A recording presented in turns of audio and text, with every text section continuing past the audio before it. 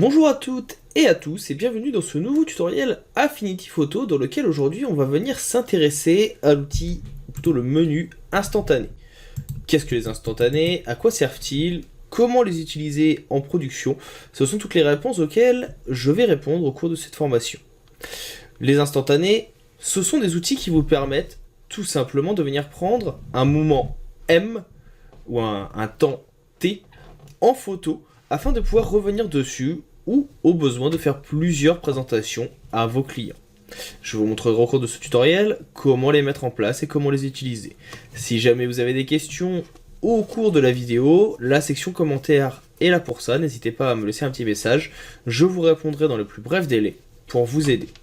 J'espère que ce tutoriel vous sera utile, je vous en souhaite un bon visionnage et je vous dis à tout de suite. Attaquons-nous donc à la présentation des instantanés dans Affinity Photo. C'est un menu que vous allez trouver à cet endroit dans votre logiciel, sinon il faudra venir dans Affichage, Studio et chercher Instantané, qui est ici.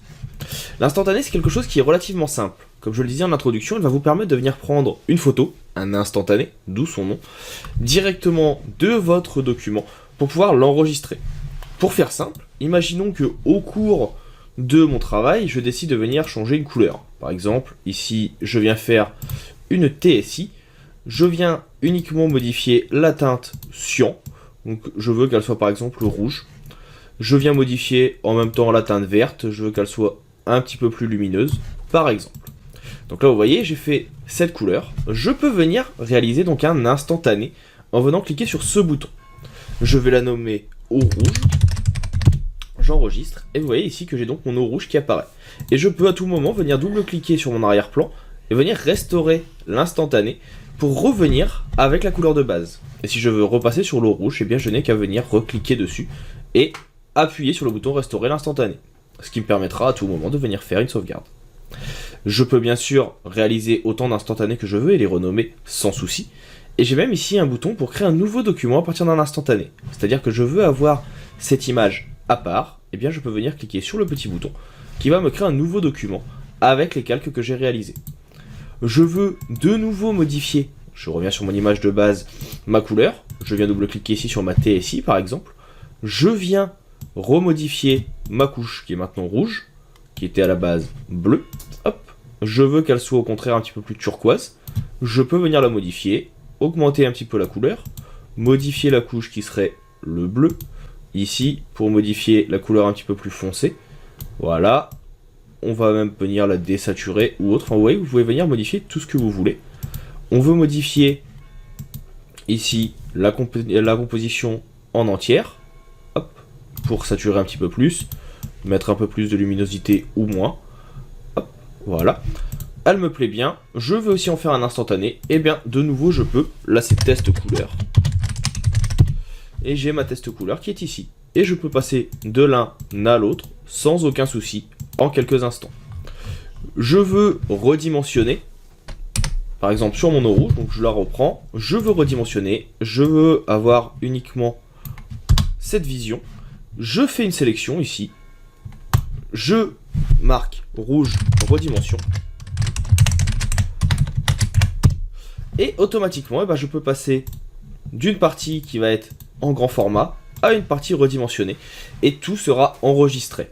Donc c'est quand même assez intéressant et assez simple à mettre en place, c'est très utile. Vous pouvez également venir dans calque ici et vous allez avoir nouveau calque à partir d'un instantané. Vous choisissez celui que vous voulez, par exemple vous voulez un instantané sur votre eau rouge quand il était en grand format, et bien automatiquement le calque va se mettre en place, il va vous reprendre les calques.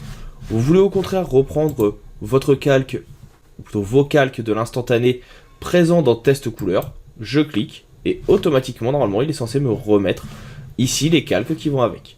Alors comme on a déjà une TSL ça ne fonctionne pas, je vais le supprimer, par exemple je reviens sur mon arrière-plan, couleur de base, et là je fais donc document nouveau calque à partir de l'eau rouge, automatiquement normalement il est censé venir me récupérer les informations.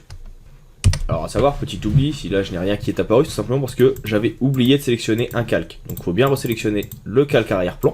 Et là maintenant, si je fais donc calque, comme je le disais il y a quelques instants, nouveau calque à partir de l'instantané au rouge, automatiquement vous avez un calque qui apparaît, Pixel, qui contient votre instantané aplati. Par contre, vous ne pourrez pas le modifier. Pour le modifier, il faudra revenir dans Haut rouge ici, comme on l'a vu plus tôt, cliquer sur restaurer l'instantané. Donc relativement simple à mettre en place.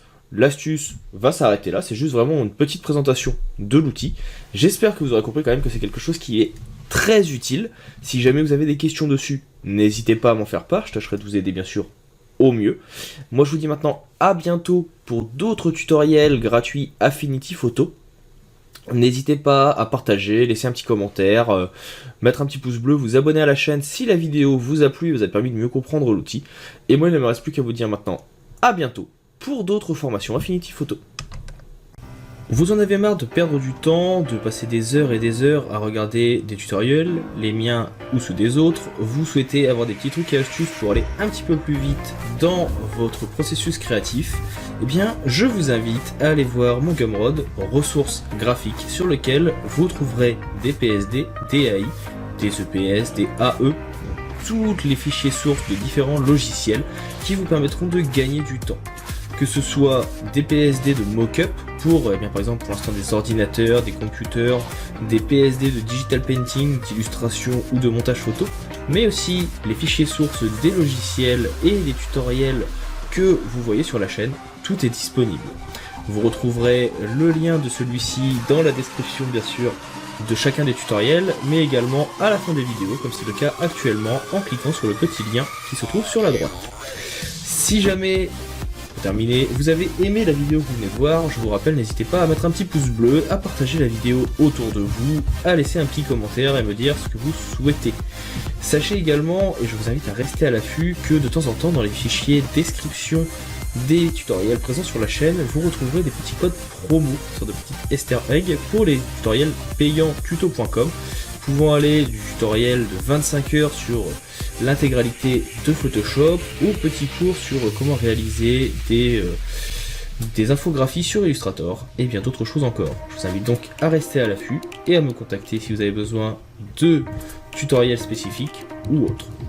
Je vous dis maintenant à bientôt pour d'autres tutoriels et d'autres astuces Photoshop, Illustrator, InDesign et autres logiciels liés au monde du graphisme. Et je vous souhaite une bonne continuation.